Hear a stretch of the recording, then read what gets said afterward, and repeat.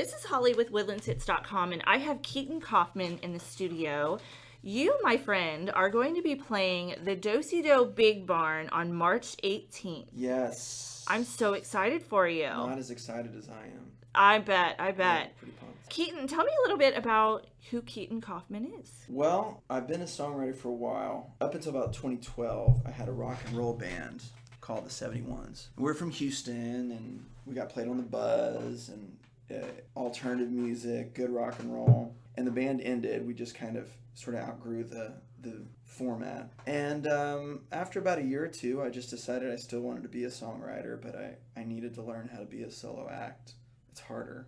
I bet. And so I started writing music again, and my best friend in the band helped me produce this record that came out in September. It's called Killer Eyes. Mm-hmm. Very excited about it. Yeah, so a lot of times I'm by myself. A lot of times I'm with a band. Do-Si-Do at March 18th will be one of those nights, and we're having a good time.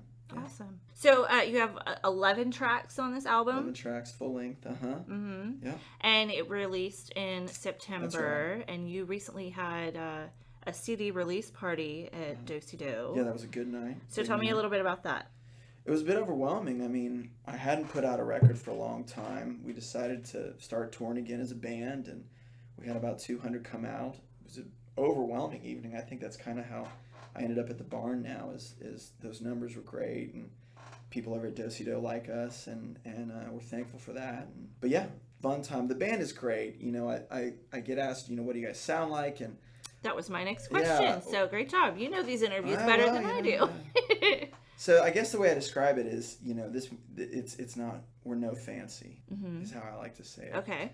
I mean, the band is, these guys are the best musicians I know. At the same time, you know, we're playing music for it's for y'all. I think a lot of times you come see music and it can be a bit pretentious, or it can be a bit, we're trying to draw attention. It's not like that.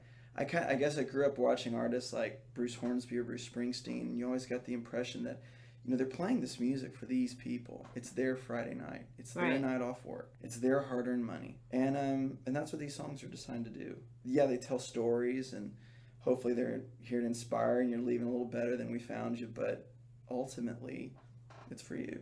Nice. It's your vacation. Nice. Yeah. That's awesome. So we were talking a little bit offline. You actually have the Rehearsal Room. Yes, it's Tell me a little bit about that. That's pretty awesome. Well, when I quit my full-time job and I started running around with my band, I guess that was about 2009. Mm-hmm. These students just kind of started asking me to teach them guitar.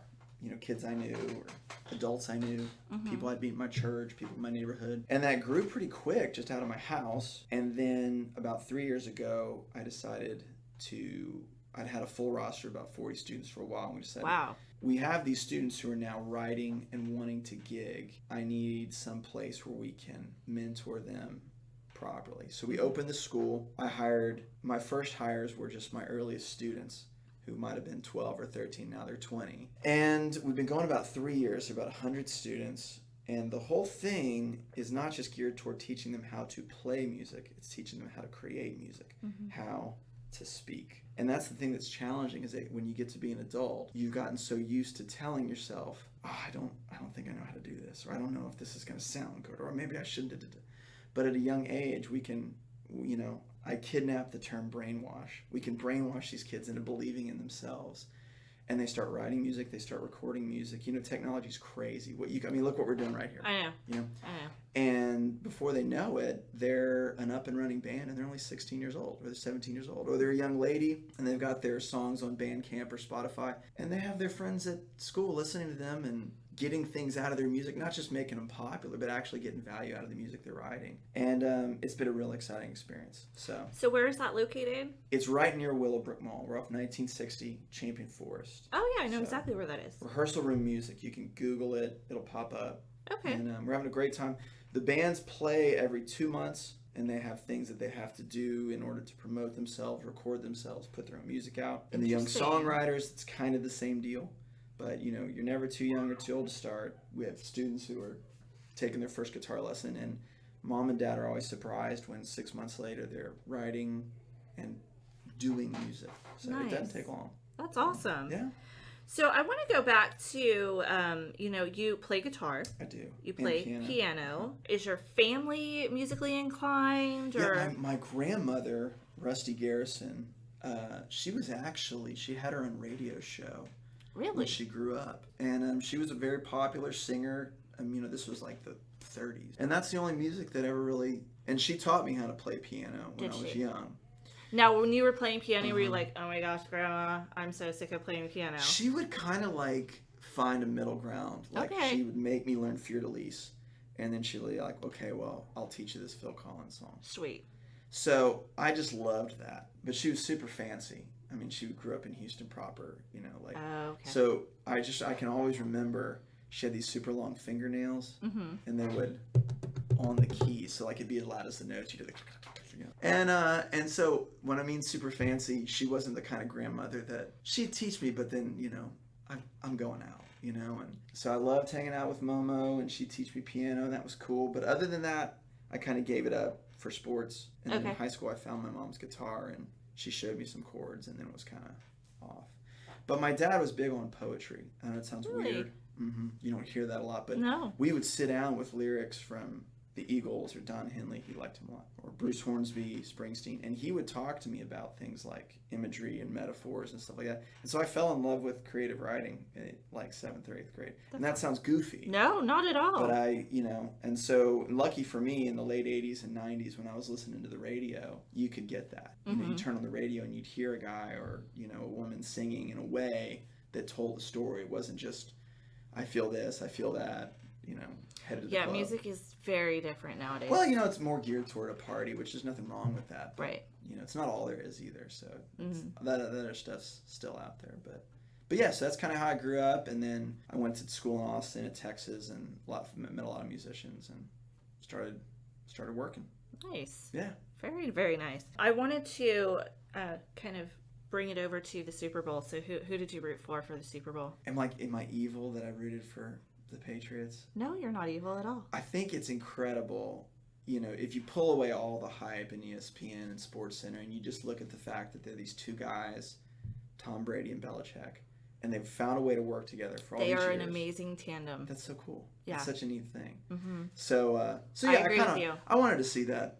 I was rooting for the Falcons. I just wanted to see the underdog. But yeah. So are you a Houston Texans fan? Oh, totally. Okay. I actually got to play a proposal for Brooks Reed. He went to Atlanta, actually. I don't know if y'all remember him. He was a defensive back. And I don't know how he found me or whatever, but he rented the Wortham Center. Nice. And I got to perform for he and his, on that day, soon-to-be fiance. Oh. And that was a pretty cool deal because I got to play the piano. And, they came down. He rented the whole deal. And I performed Van Morrison's song and Ho Hey by the Lumineers. And I remember going to that day, getting my instructions. I was like, oh my God, I'm going to the Wortham Center. This is crazy. And I pull in and they had like the guard and they lift the gate and they're like, here you go, Mr. Kaufman. I'm like, I feel like at any moment someone's going to be like, he does not believe. So I go in and then I'm like walking through the hallway. I drop my guitar and there's a guy tuning the Steinway. Wow. This is like a 60-year-old Steinway. And I thought to myself, I'm literally the worst piano player that's ever going to play this piano. No, it's not, doesn't mean I'm terrible. Right. But you have to understand, in comparison, it'd be like me playing for the Falcons right now. Like, there's, and, but yeah, that was a neat deal. And actually, ever since then, I can't help but root for the Texans because that was a cool experience. And that's cool. So, yeah. I'm a Dallas fan. Don't hate me.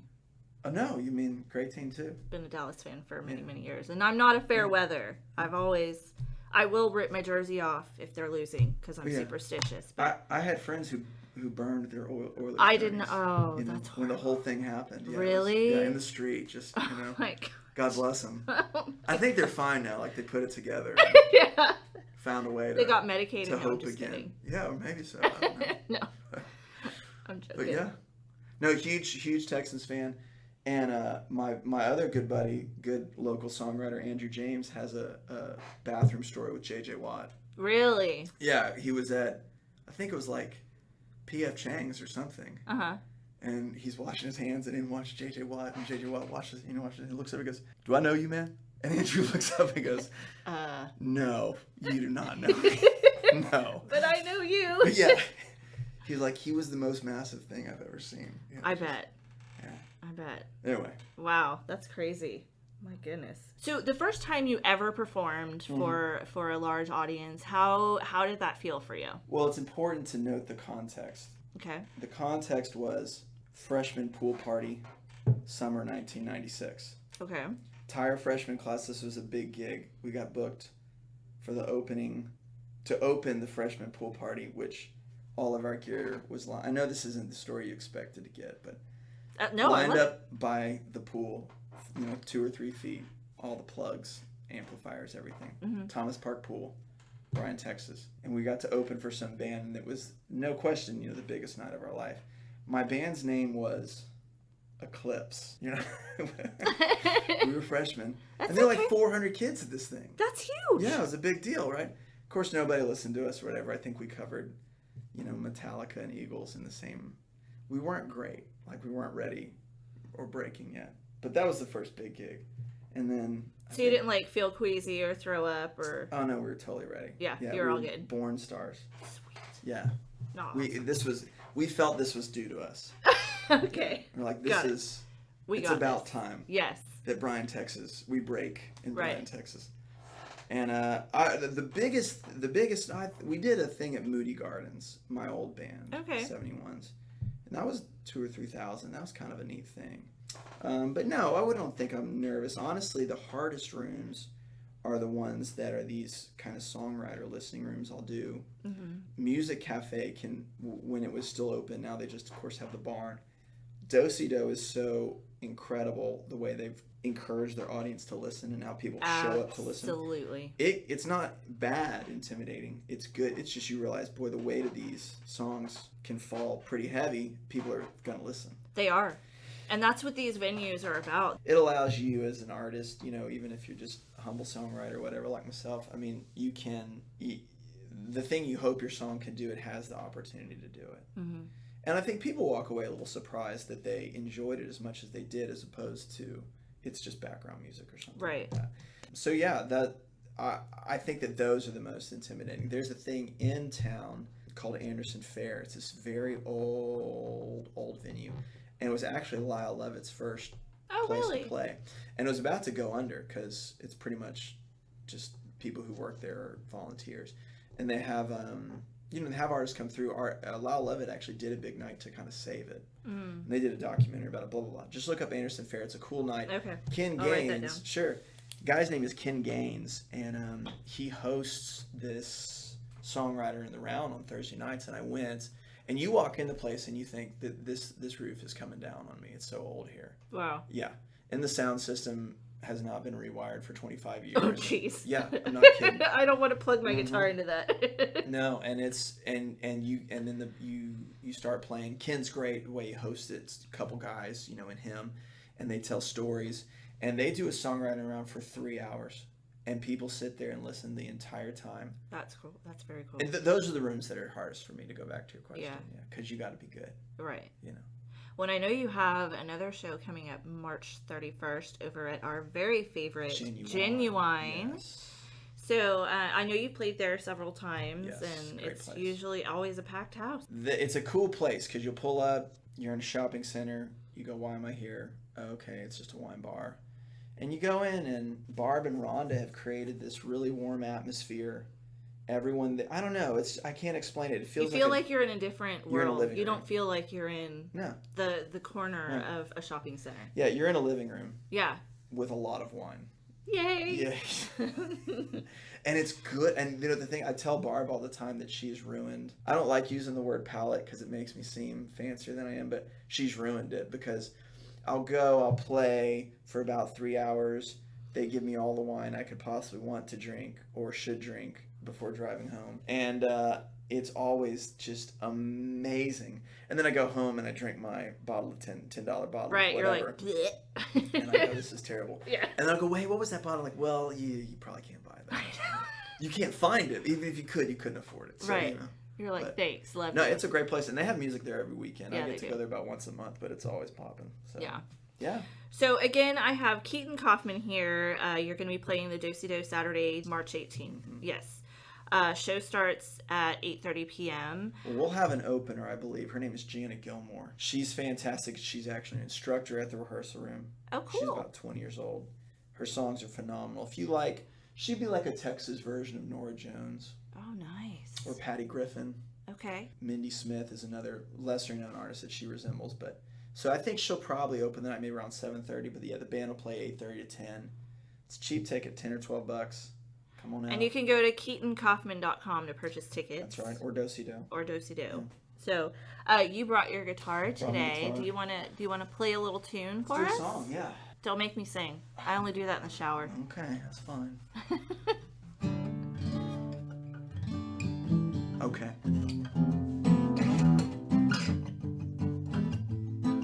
The song's called It's called what? The Mountain. The Mountain.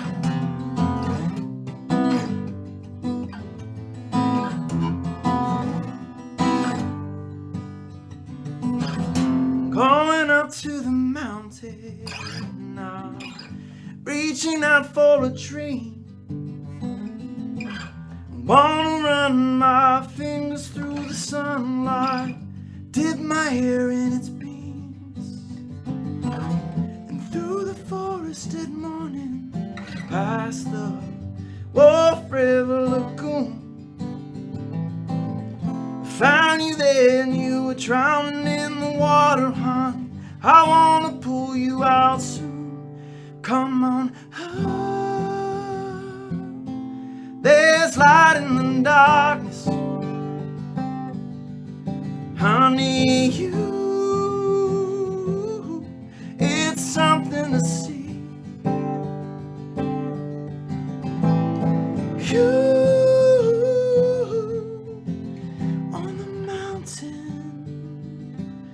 Come on and chase it with me. Ooh, ooh, ooh.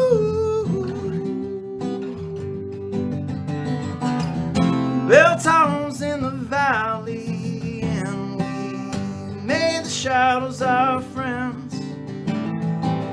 So damn good and used to the cold, huh? When's it gonna end? By the ankles, and we put the scars on his skin.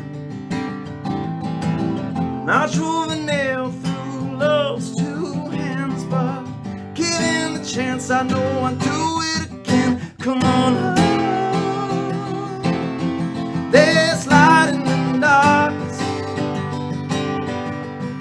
honey. It's something to see.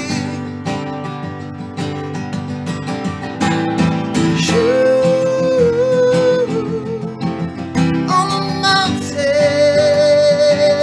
come on and chase it with me.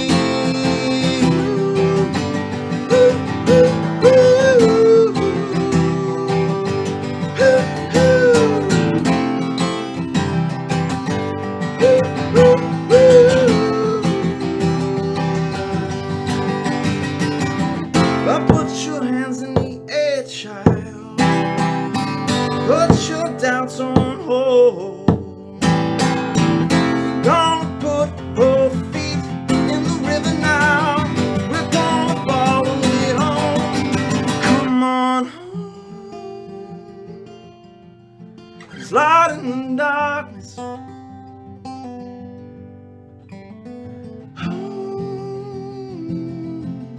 It's something to see.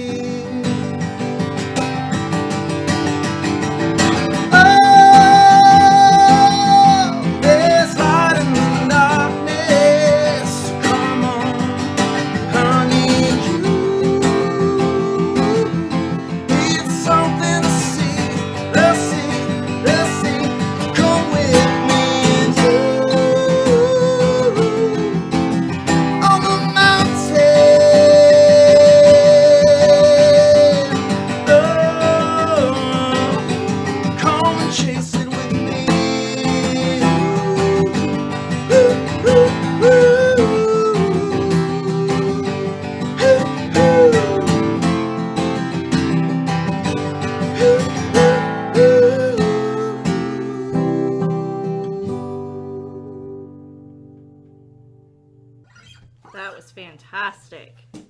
Great job. That was amazing. So again, guys, Keaton Kaufman will be at Do-Si-Do Saturday, March 18th. The show starts at 8:30 p.m. and you can purchase tickets at KeatonKaufman.com or Do-Si-Do. So thank you, Ollie. Keaton, so much for coming in. Thank you. And I look forward to seeing you in March. Absolutely. Have a great day. You too.